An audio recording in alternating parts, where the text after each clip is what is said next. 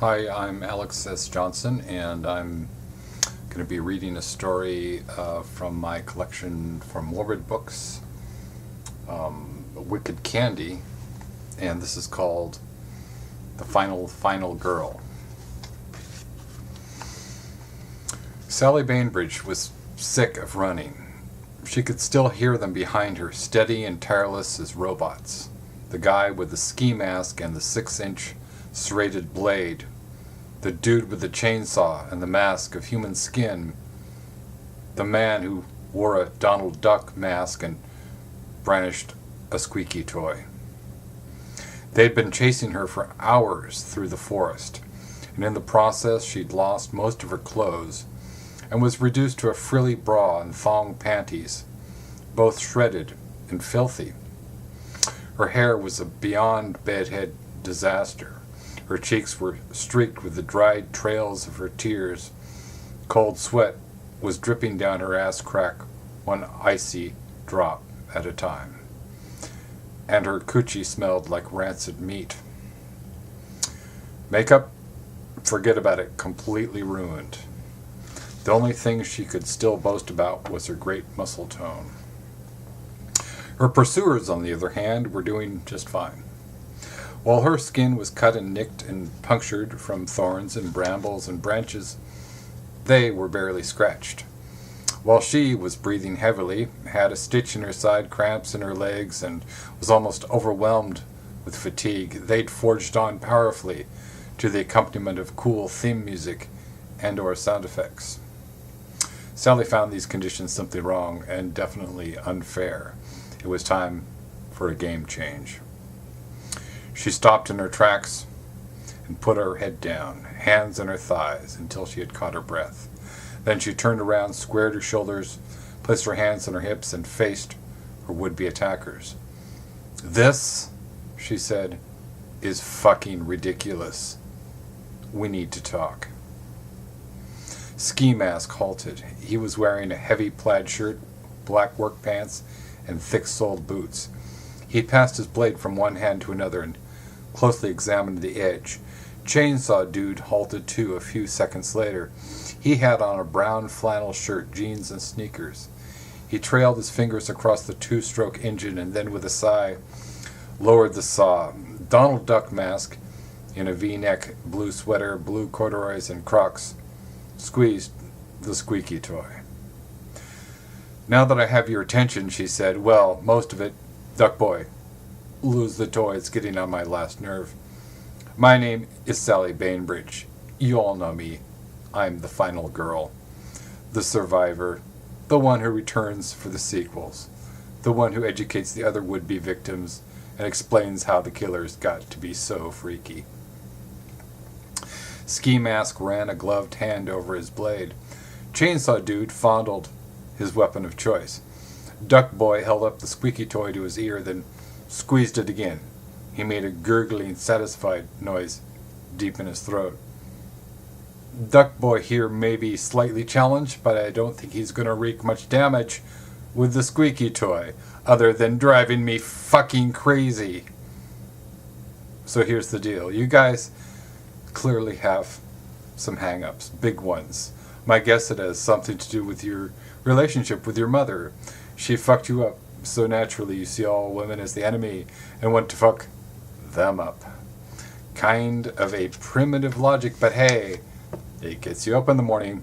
So we're going to do a little therapy session. Make a few emotional connections. Tie up some loose ends. First, you with the ski mask. Tell me about Mommy. Grisly details and all, and don't give me that catatonic mutism bullshit. We're going to settle this thing now. My mother? Oh man, you really want to hear this? She dressed me up in girly clothes and said she would cut off my wanger if I so much as thought about sex. Then she locked me in a closet with all these pictures of Jesus and wouldn't let me out until Jesus forgave me, which never happened, so I spent a lot of time in that closet. After that, it's pretty much of a blur. Set a lot of fires, wet the bed. Then I started in with the animal torture. Gerbils mostly. It wasn't so much torture as, well, let's just say most of them died from suffocation. And they were so cute. I couldn't bring myself to, rip them or anything, so I put them back there. Up my ass. After a while, they stopped struggling, and then I had to dig out their little bodies and dispose of them. It got really messy. But I didn't want to do it. I was compelled. My mom's voice was in my head 24/7. I started having these feelings of rage, just out of control, hatred at anything female. The gerbils made me feel better. More complete, I guess. I began to stalk girls. I would follow them home and watch them. Sometimes they left the blinds open and I saw them undress. That made me feel funny. I was aroused, but I wanted to hurt them too, like stuff their panties down their throat and blind them with scissors. I had to hide in a tree and whack off and cut myself and use my own blood as lube. And then one time, Sally held up a hand.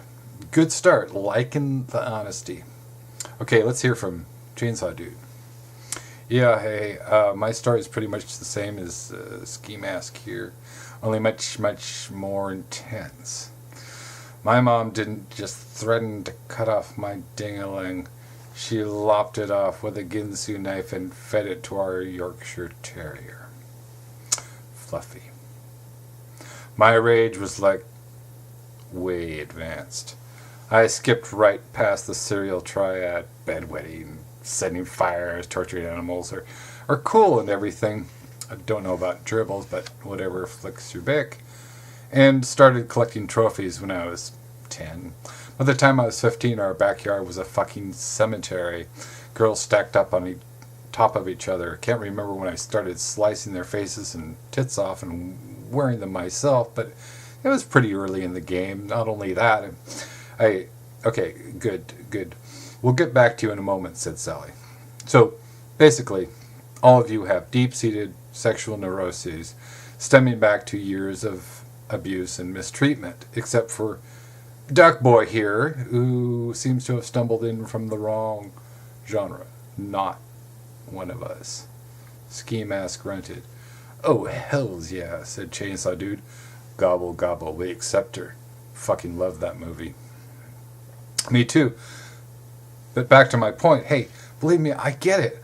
I have depression, anxiety, post-traumatic stress disorder, body dimorphic disorder, irritable bowel syndrome, hypervigilance, trouble sleeping, hives, shingles, migraine headaches, jumpy bladder, among other symptoms. I can't keep a job for more than a week at a time. My social skills are totally shot.